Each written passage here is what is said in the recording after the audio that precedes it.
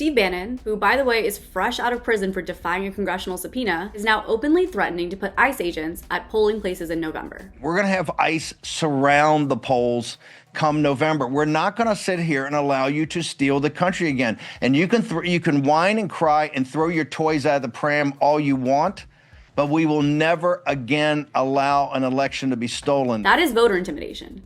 Period. When Bannon says we're not going to allow you to steal the country again, he is talking about election fraud that did not happen. Every court case on this has failed. Every recount has confirmed the results. Even Trump's own attorney general has confirmed that there was no widespread fraud. Even Fox News had to pay $787 million for lying about election fraud. I did not agree with the idea of saying the election was stolen and putting out this stuff, which I told the president was bull.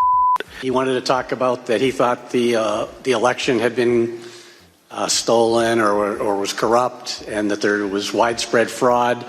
And I had told him that our reviews had not shown that to be the case. And I said something to the effect of, sir, we've done dozens of investigations, hundreds of interviews. The major allegations are not supported by the evidence developed. And just in case, on the off chance that you thought maybe Trump did genuinely believe there was fraud, maybe he was misinformed or had bad information, he wasn't. Trump's own people told him that these claims were false. You just heard Bill Barr, who was Trump's own attorney general during his first term, a loyalist if you have ever seen one, say he told Trump the fraud claims were bullshit. That's a direct quote. You also heard Jeffrey Rosen, acting attorney general in 2020, and Richard Donahue, deputy attorney general in 2020, say the same thing. These are not Democrats. These are people Trump himself appointed to his own Justice Department. If there was actually something there, these are definitely the people who would find it so that they could be the ones that helped out Trump. The fact that they're even saying that there's no evidence of fraud shows you just how truly ridiculous Trump's claims are. So what Bannon is actually talking about is stopping people, specifically Latino voters, immigrant communities, anyone who looks suspicious to them from voting at all. That is the game here. ICE isn't at the polls for election security. Don't let them say that. They're there to scare eligible American citizens away from exercising their constitutional right to vote. And I know what some people are gonna say, if you have nothing to hide, why would you be scared to have ICE around? The answer is, even if you're a completely legal American citizen, having federal law enforcement agents stationed at your polling place is designed to intimidate you. If you're Latino, if you have family members who recently immigrated, if you speak Spanish, if you just look like someone they don't want voting, you're now walking into what feels like a checkpoint just to exercise your constitutional right. ICE is literally killing people. Why would anyone want to be around that? And notice Bannon's framing here. We will never again allow an election to be stolen. They're pre-justifying whatever authoritarian move comes next. If Republicans lose in 2026, and knocking on wood, when they lose in 2026, they've already told you they're not going to accept it. Here's what Bannon's not saying though. There is no evidence that the 2020 election was stolen. Literally none. There is evidence, though, that Trump and his allies are actively trying to steal future elections by making it harder for Americans to vote and making it easier for Republicans to control who counts those votes. I want to see elections be honest. And if a state can't run an election, I think the people behind me should do something about it. Because, if you think about it, a state is an agent for the federal government in elections. I don't know why the federal government doesn't do them anyway. But when you see some of these states about how horribly they run their elections, what a disgrace it is, I think the federal government, when you see crooked elections, and we had plenty of them, and by the way, we had them last time, but go to 2020 and look at the facts that are coming out. Rigged, crooked elections. If we have areas, take a look at Detroit, take a look at Pennsylvania, take a look at Philadelphia. You go take a look at Atlanta. Look at some of the places that horrible corruption on elections, and the federal government should not allow that. Trump says, if a state can't run an election, I think the people behind me should do something about it. Let me translate that. What he means is, if I don't like the results from a state, I want the federal government, which I control, to take over. Notice he specifically names Detroit, Pennsylvania, Atlanta. What do all these places have in common? They're pretty democratic areas, diverse cities. And they're places where Trump lost in 2020. The Constitution explicitly gives states the power to run their own elections. Article 1, Section 4 says the times, places, and manner of holding elections for senators and representatives shall be prescribed in each state by the legislature thereof. As clear as the Constitution gets. The founders did that on purpose. They were terrified of a president trying to seize control of elections to help keep himself in power. And now that's exactly what's happening. And I'm sorry, aren't Republicans allegedly the party of states' rights? Limited federal government, local control? They have spent decades screaming about federal overreach, but now that Trump wants the federal government to take over elections in states, suddenly states' rights don't matter anymore? Trump has admitted he wants to override the Constitution because he doesn't like that some states vote blue. And he's wrapping it in this false narrative about corruption that he's been pushing since 2020. A narrative that has been debunked in every court, by every recount, by his own party officials in these states. The president believes in the United States Constitution. However, he believes there has obviously been a lot of fraud and irregularities that have taken place in American elections. Love this. President believes in the Constitution. However, you know what comes after however? The part where you don't actually believe in the Constitution. Here's the problem. Whatever Trump thinks about fraud does not override the Constitution. That's not how this works. You don't get to shred constitutional protections because you have a hunch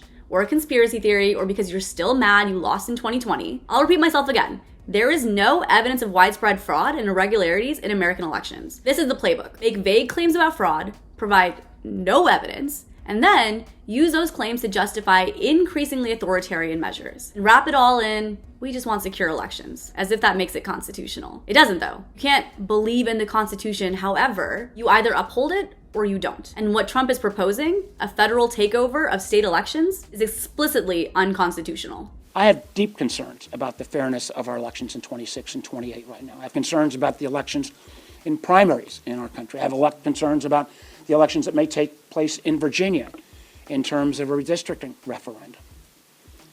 These kind of actions that have taken place over the last year, as we've seen the systemic dismantling of the very protections that were put in place by, again, the first Trump administration. If it doesn't scare the heck out of you, it should. This is Senator Mark Warner, the vice chair of the Senate Intelligence Committee, and he is telling you flat out to be scared. He says he has deep concerns about the fairness of our elections in 26 and 28. We're at the point where a U.S. senator is publicly questioning whether the 2026 and 2028 elections will be legitimate. Not because it's some abstract threat or foreign power, but because of what our own president is trying to do. And now you might be asking the big question here, why is Trump so obsessed with this? He's not even on the ballot in 2026. Why does he care so much about nationalizing elections right now? And it's because he sees the writing on the wall. Republicans are about to get destroyed in the midterms. Trump's approval ratings are underwater. Policies are making things worse for literally everyone, but most importantly, us, working families, middle-class families. Voters are pissed about the cost of living, tariffs, broken promises. Even his own base is starting to turn on him. Instead of focusing on what actually matters, making your life better, he's just trying to rig the game. This is his way to try to stay in power. And I do think that the woman from Fulton County is correct. They are coming for everyone's voter rolls, and they are trying to prove that these elections are false. And they're laying the groundwork to prove that the elections, if he loses, or if the Republican Party loses, will not be accurate. Democrats have won 26 seats.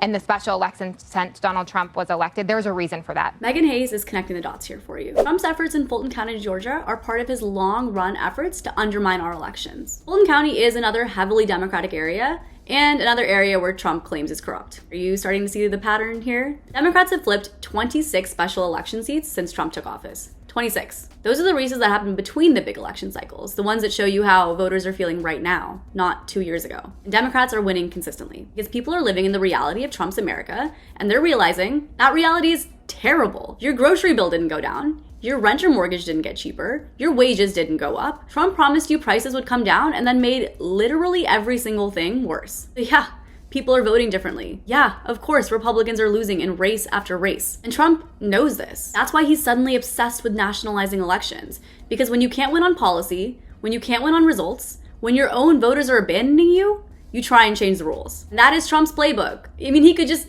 change his mind and start focusing on actually making your life better. But no, that would mess things up for his billionaire friends. Instead, he's gonna try and rig the elections so that his Republican friends keep winning. The Republicans should say, we want to take over. We should take over the voting in at least 15 places. The Republicans ought to nationalize the voting. The Constitution stands in his way because it explicitly grants the states, not the federal government, the right to run their polls.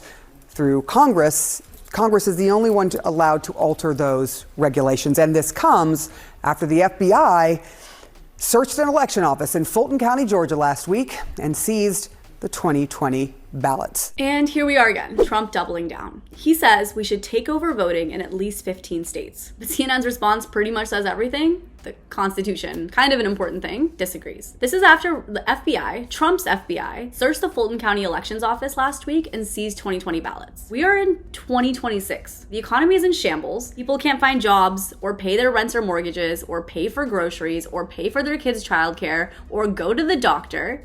And what is Trump focused on? Trying to prove he won an election 6 years ago. That's the thing about Trump, though. He literally only does what matters to him. Who cares about anyone else? Who cares about the American people who voted for him? And if the Constitution stands in Trump's way, he's gonna ignore it and have his rich lawyers figure it out for him. That's not speculation. We have watched him do that for years. Executive orders that get struck down by courts, he just writes a new one. Constitutional limits on presidential power, he claims they don't apply to him. Separation of powers, states' rights, the Republicans' favorite thing, all of it goes out the window the second it inconveniences Trump. We should be deeply concerned about this. Because Trump clearly is concerned, not about what we're concerned about. He's worried about losing. Look, I know that this is heavy, and I know it's exhausting to hear about yet another Trump power grab, yet another assault on democracy, yet another constitutional crisis. I also know it might honestly be kind of hard to care. Hard to care about this when you're worried about affording groceries this week, or whether you can take your kid to the doctor and pay the bill after. But that's the thing. Trump and Republicans are counting on you not to care. They're hoping that you tune out or give up or decide, you know what, it's just all too much. And you can't do that. Here are 3 things that you can do right now, though. Super easy, I promise. First, go to vote.gov, literally pause this video and go to vote.gov right now and check your voter registration. Make sure you're registered and make sure your address is current. Second, help out your friends, family, neighbors, make sure they're all registered. Don't assume they know how to do it. Literally go with them to vote.gov, make sure they're registered, their address is current, and make a plan for all of you to go to the polls together in November. And third, most importantly, call your representatives. Call your House member, call your senators, and ask them 2 things. 1, what are they doing to stand up to Trump's push to nationalize elections? And 2, what are they doing to make your life better? This is especially a question for your Republican elected officials. What are they doing to make your life better? What is Trump doing to make your life better? Is it anything? Or is he just doing whatever strokes his ego that day, whatever matters to him? I'm gonna guess your Republican elected officials will not have an answer. I'm gonna guess your Republican elected officials won't even answer the phone. But do it anyway. Blow up their phones. Thank you so much for watching. I will see you in the next one.